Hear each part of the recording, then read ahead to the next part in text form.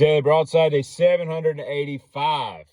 It's January 1st, 2025. And I did this. Like I said yesterday, I don't really believe in resolutions. It's just another day. It's really a dumb holiday, quite frankly. But I say holiday in soft quotes. But I started this about 2.5, 3 weeks ago. But I am doing like a complete body cleanse of all the impurities that I have partaken of in the last year. But seriously, here's what I did. So last year, this time, I started tracking my alcohol usage. Now, I have not had anything to drink in like 3 weeks. Now, I am by no means any form of an alcoholic, although it may seem like when I list how much I consume this year.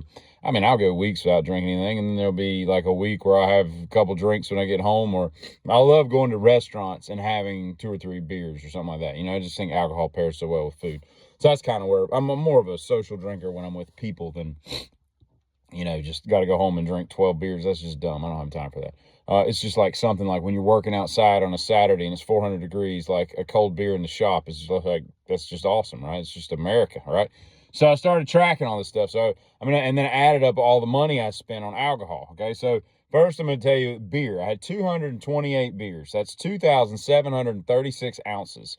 That's almost 22 gallons of beer. And I was like, good God, that seems like so much, I think Ronnie Van Zant tried to float a battleship around that. That's insane. It's insane how fast that adds up. So I drank 22 gallons of beer last year, right? So I averaged that at $3 per, because sometimes I buy it myself. Sometimes I pay, $5.50 at a bar or a restaurant or something. So I averaged $684 in beer. Not too bad, not too bad. Then I get to bourbon and whiskey. 137 whiskey drinks. I would say at least half of those are old fashions. That's 548 ounces, 4.5 gallons of bourbon. Golly, that really sounds like a lot. That really sounds like you're an alcoholic if you start adding it up in these kind of amounts. I added that as $7 per drink because I've had a lot of $14 drinks this past year. And then, I buy my own bottles, of course. So that's $959. 26 vodkas, 18 rums, 6 Long Island iced teas. I really like a good Long Island iced tea is just a really good bar drink. Let's see. I had a bootlegger. It was a whim at a gas station. I had a Henny because I'd never had Henny before. So I bought a bottle of Henny and I've had one drink out of it. That stuff is disgusting. But you need to mix. I don't need to mix anything with that stuff. I'm only keeping it in my liquor cabinet because it looks cool. It takes up space and looks like I have some diversity in my cabinet. It's why you own gin. Nobody drinks gin, but it's nice to have a bottle of gin in your cabinet to, even out the diversity. 6 tequilas. Not a big fan of tequila. 5 random shots of God knows what the hell that was. And then 5 Jaegers.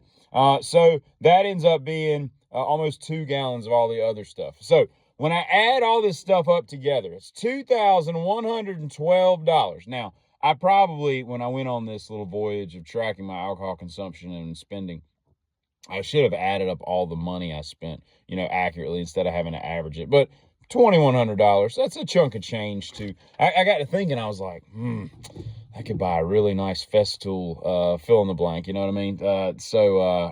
Anyway, all I'm saying is what I started doing about 3 weeks ago. I was going to go to the end of the year and then report on my alcohol usage. And I was like, I just don't feel like drinking anything else. I don't think I'll drink anything else for the rest of the year. And so I waited to the end of the year just in case, 2 days ago, I wanted to crack a beer at dinner or something like that, and I didn't. So it is what it is. But what I'm doing now is I'm going in the complete opposite direction.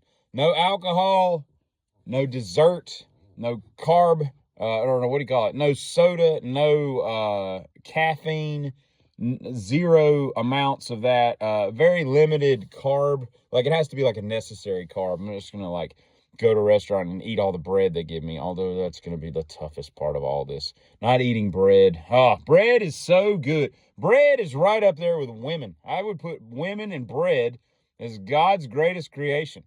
Anyway, I can think of a couple other things that are close to that, but bread's got to be bread and women. You give me a room full of women and bread. Anyway, so I'm off of all that stuff. I got up at 4:00 this morning. I already been in the gym.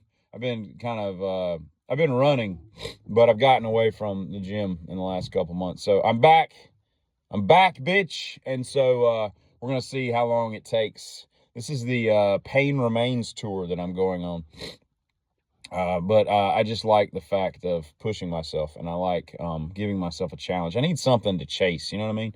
I need something to go after and hunt down, you know? And this is a good, painful-ass challenge, you know?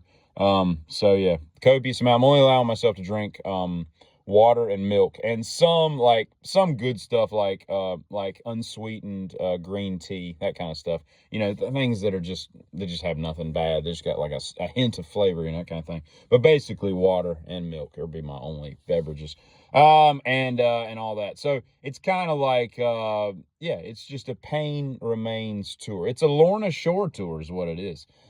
So anyway, that's what my 2025 is going to be about. It's going to be about things that are savory, okay? The no desserts is going to be tricky, because although I don't like just go out of my way to just eat desserts everywhere I go, it is nice to have a nice creme brulee or to eat a Snickers bar here and there. Or I'm kind of a sucker for like Little Debbie type stuff. I got like honey buns and crap like that. I love that stuff. So that stuff's going to have to go the way of the dodo, because in 2025, the pain remains. Anyway, so that's where we're at.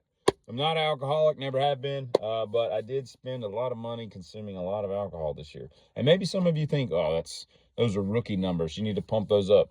My mom was quite concerned that I did have a drinking problem. I'm like, this is not that much alcohol. I was like, if you consider like, 2 or 3 drinks, an outing a couple times a week, that's not that big a deal, you know? It's kind of like when you go to the doctor and they're like, how much do you drink? And I'm like, what are my options? And they're always like, none, a lot, or none. I mean, like, there's no scale. Like, I don't know. Like, I might drink a lot in a week, but then I might not drink for 2 or 3 weeks. So what do you call that?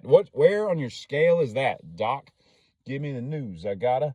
Great. Anyway, so y'all have a great January 1st. I hope you're all not hungover too bad. Again, I got up at 4 o'clock this morning after a great respite of somniferous slumber. It was great. I hit the ground running. I've been up for, like 5 hours now. So things are getting done. Giddy.